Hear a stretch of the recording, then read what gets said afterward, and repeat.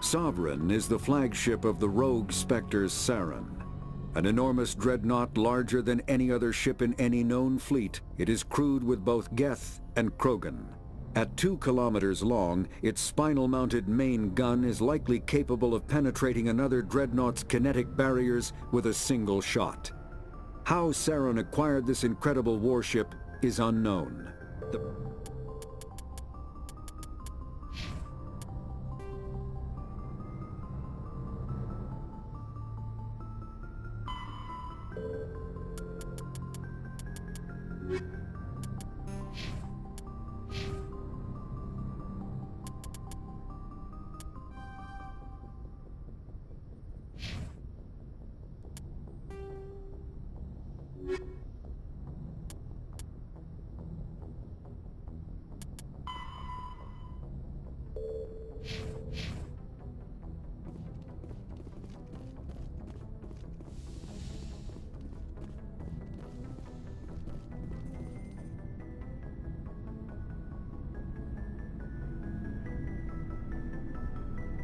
Commander, do you have a minute? I always make time for my officers. Off the record, I think there's something wrong here. This Saren is trading people to aliens for some kind of lost knowledge, but we can't get backup from the Council? Sorry, Commander. There's writing on the wall here, but someone isn't reading it. The Council doesn't want to believe anything's wrong. I'd call it human nature, but... I hear you. It just seems like a group that's been around as long as the Council should see this coming. I mean, it's funny, we finally get out here, and the final frontier was already settled. And the residents don't even seem impressed by the view. Or the dangers. Well, well. You're a romantic. Did you sign on for the dream, Malenko? Secure a man's future in space?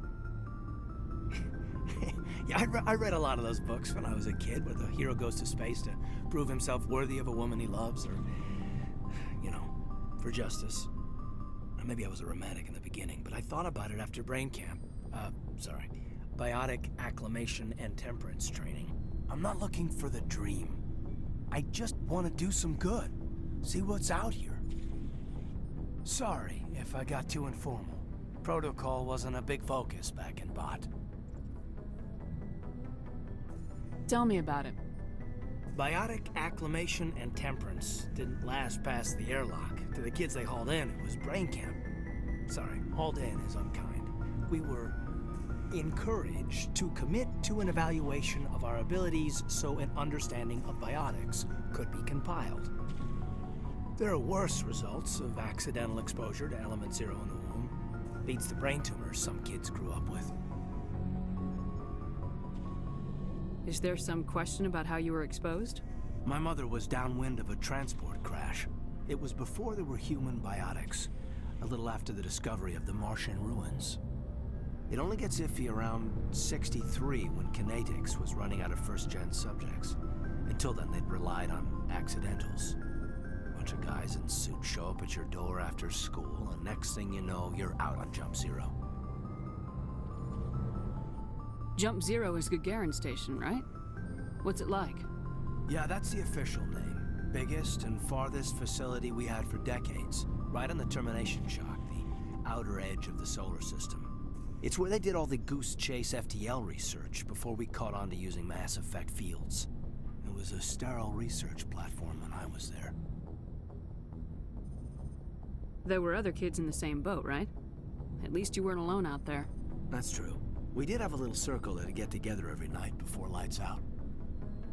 We didn't have much to do, though. It was a research platform then, and Kinetics kept Jump Zero off the extranet to prevent leaks.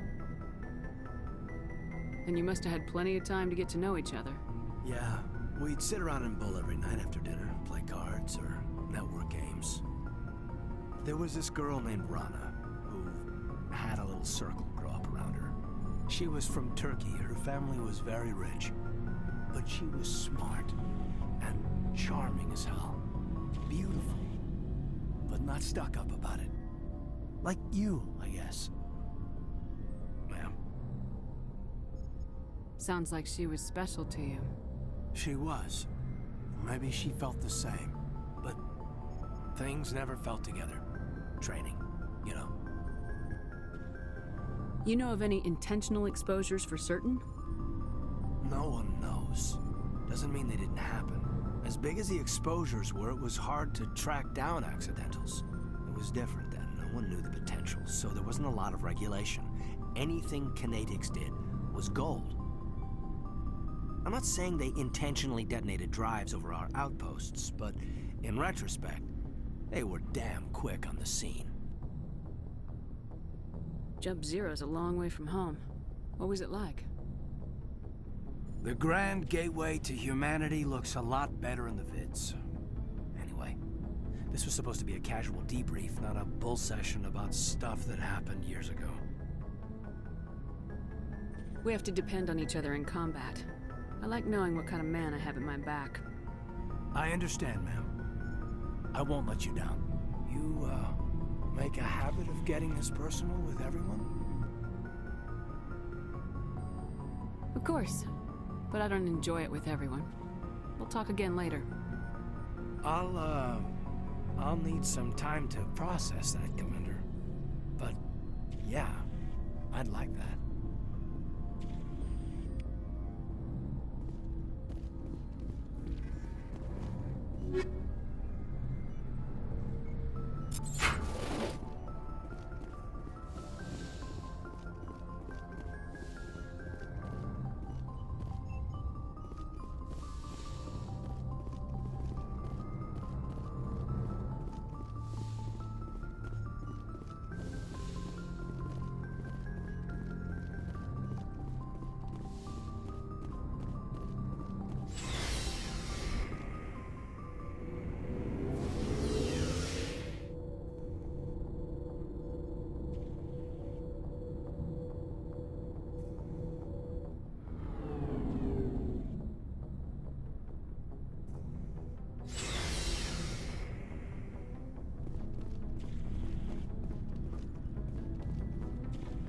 Commander, nice work out there. I knew working with the Spectre would be better than life at CSEC. Have you worked with the Spectre before?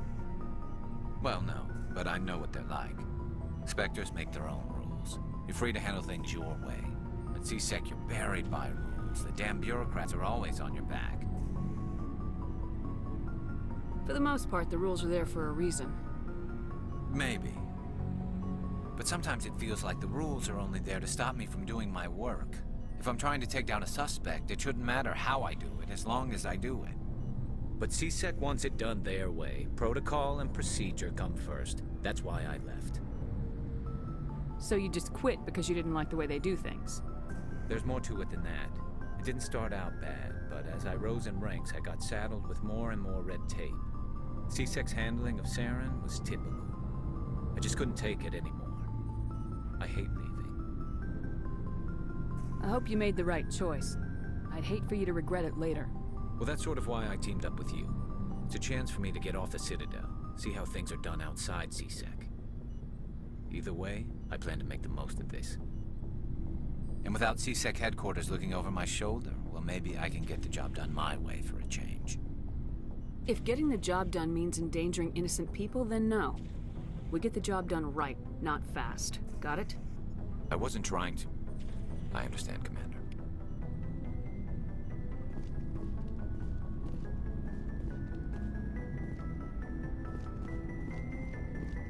Commander? What's your opinion of the last mission? Gotta admire those colonials. That's about the worst place for a colony I've ever seen. Given the option, I'd get the hell out of Dodge.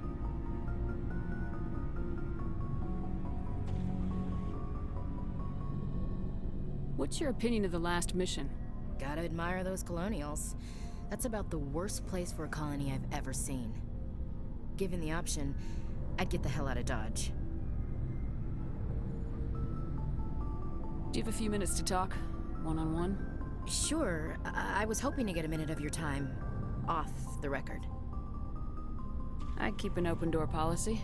If you have any concerns, lay them on me. All right. I know things are different aboard the Normandy, but I'm concerned about the aliens, Vicarian and Rex.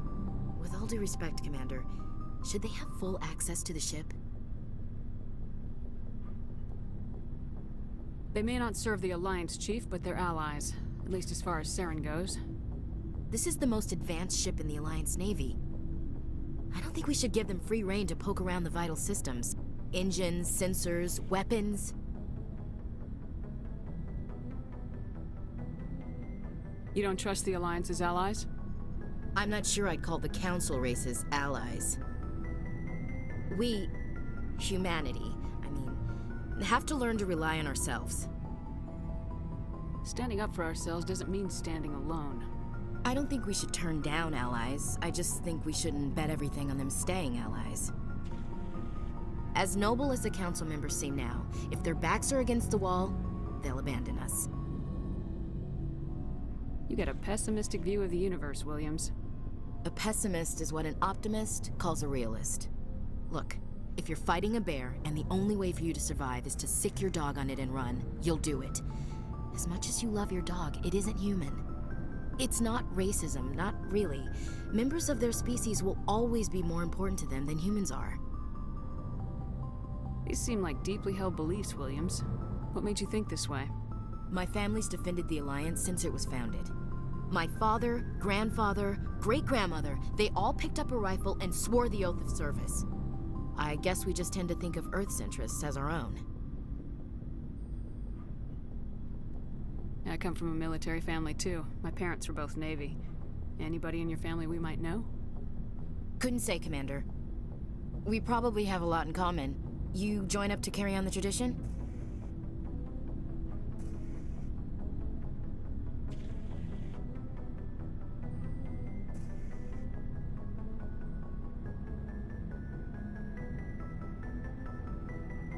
No. The future of humanity is out here. There's so much we haven't seen yet. Yeah. I still remember my first field exercise on Titan. When we hit mud, the reality hit me. I'm the first person who ever stood here. Then my drill instructor kicked me in the ass. I went face first into the muck. He spent the next 5 minutes chewing me out for gold bricking.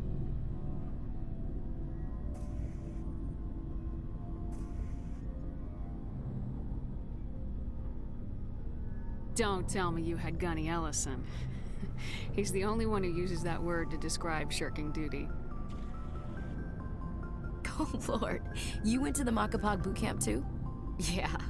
Gunny Ellison's still reaming out recruits down there. Kicking ass and using words like inveigle and pusillanimous. It doesn't sound like you've worked with aliens before. No, ma'am. Mainly I've been groundside, part of the surface garrison forces. I did get a rotation on a space station for training. Every Marine a rifleman, every rifleman ZG certified.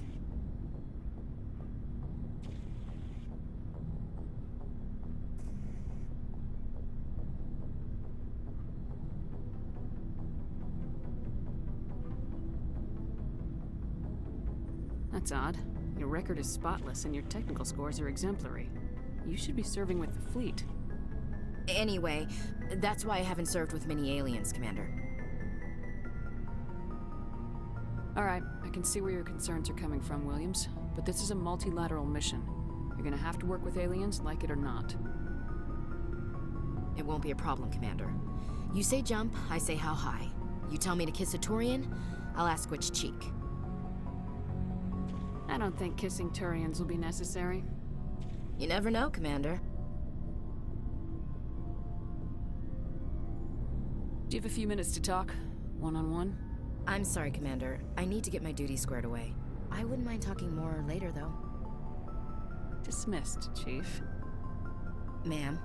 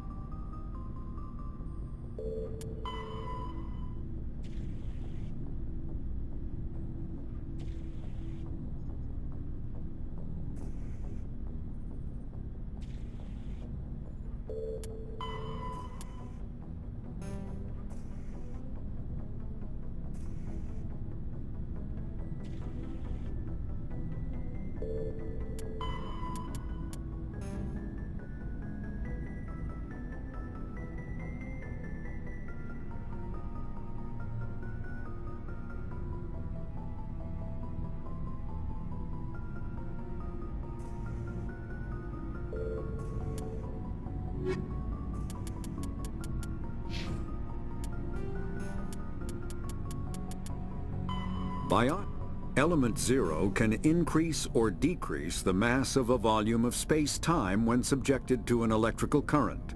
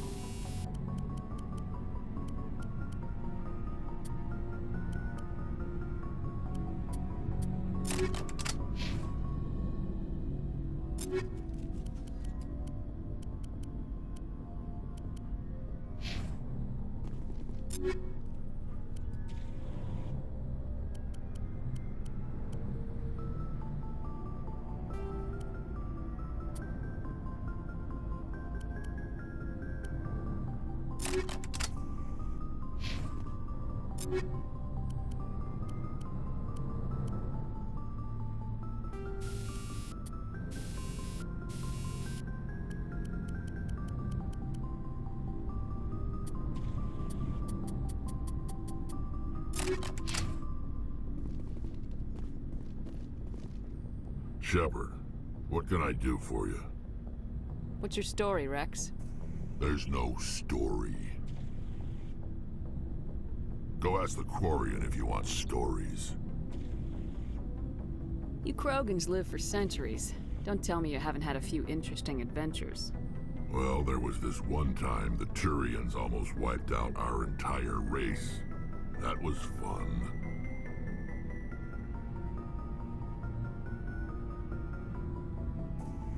I heard about that. You know, they almost did the same to us. It's not the same. It seems pretty much the same to me. So your people were infected with a genetic mutation?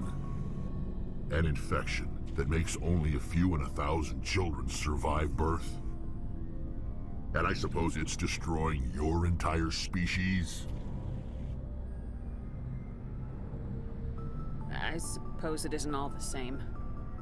I don't expect you to understand, but don't compare humanity's fate with the Krogan. I was just making conversation. I wasn't trying to upset you. Your ignorance doesn't upset me, Shepard. As for the Krogan, I gave up on them long ago. The genophage infected us, but it's not what's killing us.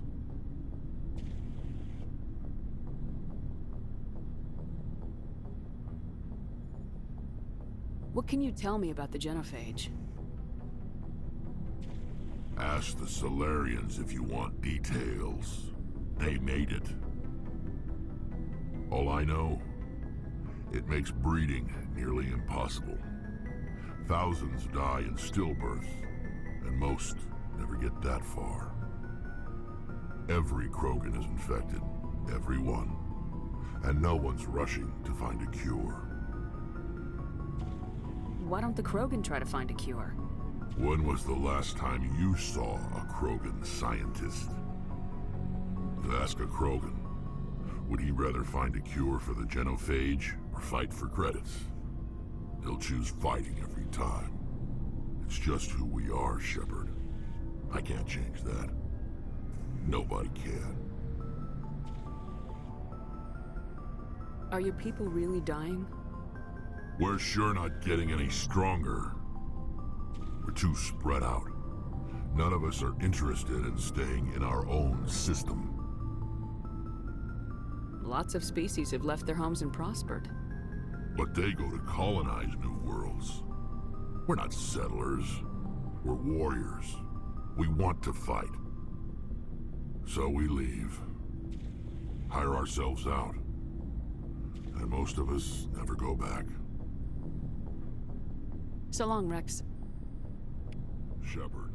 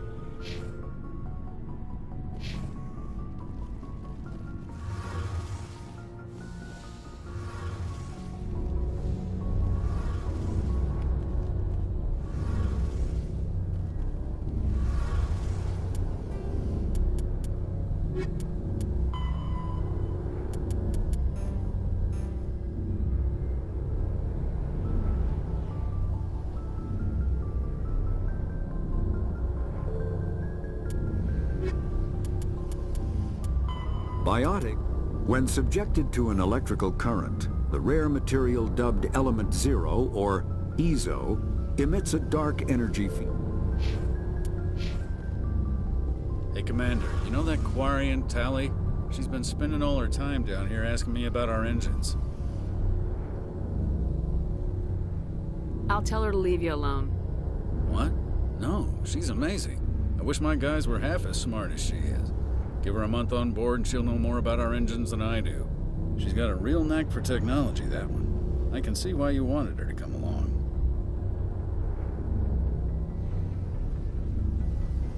Fill me in on the IES stealth system. How does it work exactly? You can't hide a ship out in space. They emit too much heat and radiation. Too easy for sensors to pick them up, unless you find a way to capture those emissions. So our stealth systems trap the energy we give off in storage sinks built into the ship itself. No emissions to give away our location. Eventually the sinks have to be vented. More than a few hours silent running and they overheat. Cook us inside our own hull. There's no way for anyone to detect us? A visual scan can still pick us up. Anyone looking out a window can see us plain as day. But you have to be pretty close to get an actual visual out in space. Most vessels rely on scanners. As long as the stealth systems are engaged, they can't see us. Not unless we accelerate to FTL speeds. Why doesn't it work with faster-than-light travel? Cranking up to FTL blue shifts our emissions, pushes them into frequencies too high to capture in the sinks. As soon as we make the jump, it's like setting off a flare. Sensors can pick up our location whenever we enter or exit FTL flight, but for short-range missions, our stealth systems are amazing, and we've got the only one. I want to know more about the Normandy. She's the best ship I've ever served on, probably the fastest vessel ever designed, and she's the only one using the new Tantalus drive core. What's so special about the Tantalus drive core? Proportionally, it's about twice the size of any other vessel. Not only are we faster, we can run at FTL speeds longer before we have to discharge the core. Where else have you served, Adams? If you name a class of Alliance ship, I've probably served on it. Everything from dreadnoughts and carriers right down to frigates like the Normandy. My last assignment was on the Tokyo, only a cruiser, but she was a good ship. Good Carry moment. on, Adams. Aye, aye, Commander. Sovereign is the flag. Larger warships are generally classified in one of 4 weights. Frigates are small, fast ships used for scouting and screening of larger vessels. Faster-than-light drives use element 0 cores to reduce the mass of the ship, allowing higher rates of acceleration. Your ship's amazing, Shepard. I've never seen a drive core like this before. I can't believe you were able to fit it into a ship this small. I'm starting to understand why you humans have been so successful. I had no idea Alliance vessels were so advanced.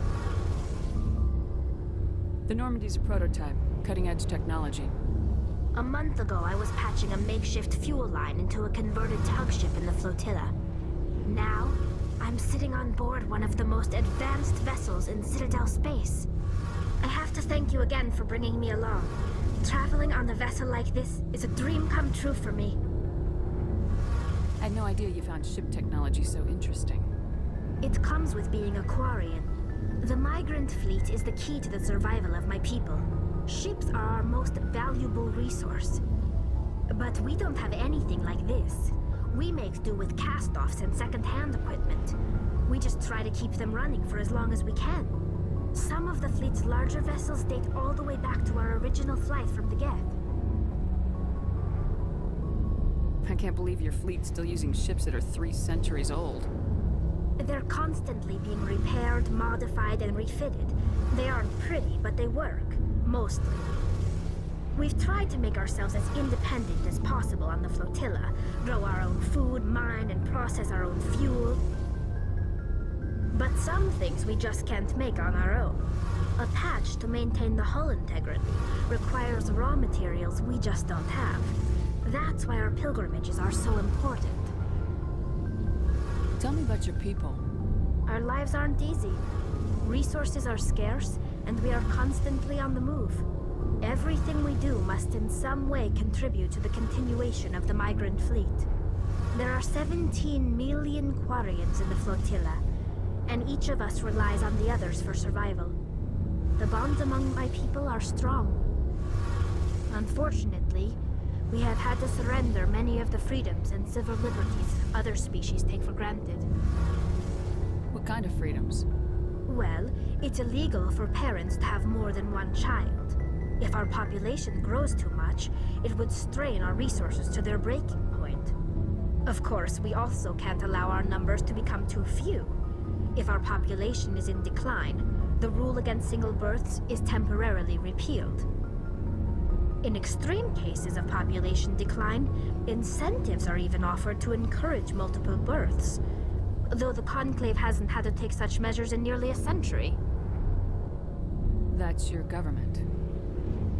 The Conclave is our civilian branch of government. Each ship can elect a representative to serve on the Conclave and make decisions that affect the fleet as a whole.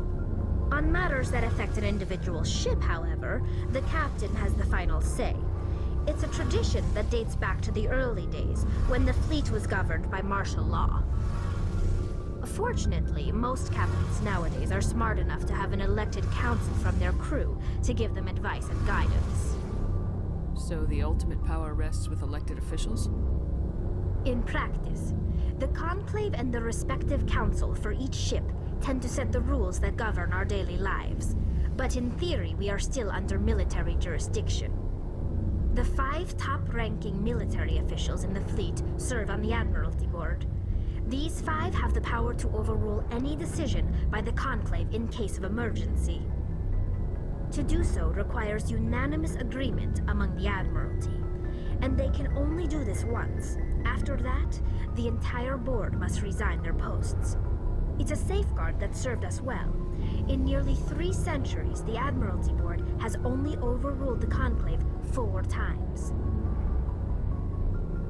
I want to know more about the pilgrimage. When my people reach maturity, we leave our birth ships and seek acceptance with a new crew.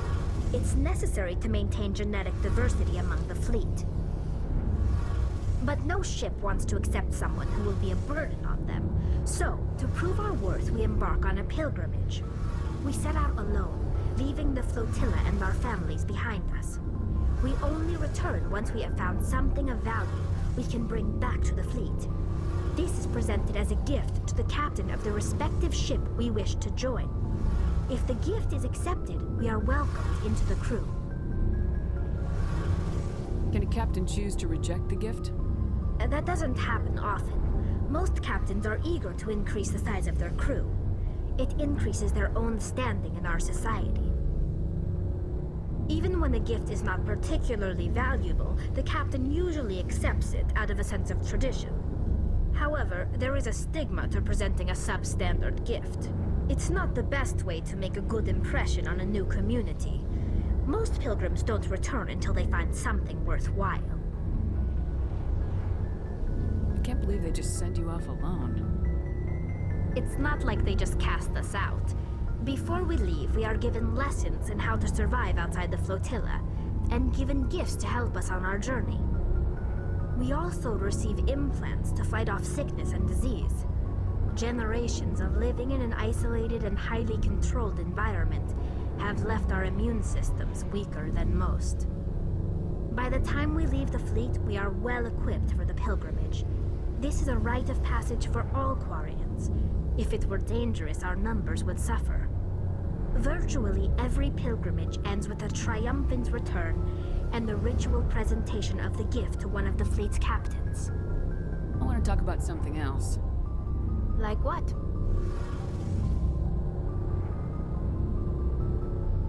I should go. See you later.